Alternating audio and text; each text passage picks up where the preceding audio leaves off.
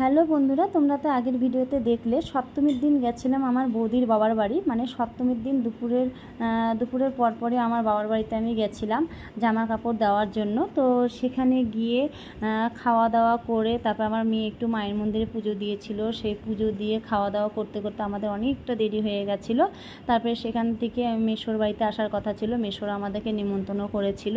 তো আমাদের আস্তে আস্তে মোটামুটি 8:30 9:30 বেজে গেছিলো। তো বাবা মারাও সঙ্গে এসেছিলো, ওরা চলে যাবে, মানে এখানে ঠাকুর দেখে ওরা চলে যাবে তো রাতেই। আর আমি আমাদের বাড়িতে চলে আসব। তো দেখো তোমাদেরকে দেখাচ্ছি যে আমার ভাস্তিকে কেমন লাগছে অবশ্যই কমেন্টের মাধ্যমে জানাবে। কিন্তু দেখো দাদুর বাড়ি এসে সেই মজা লাগছে ওর।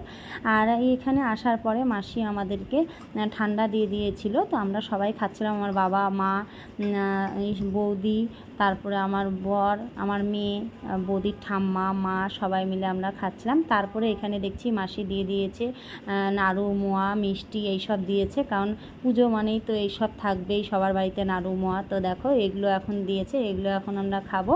আরও কিছু জোগাড় করছে, সেগুলো আমি দেখেছি। তো এই ভিডিওটা এই অবধি, টাটা।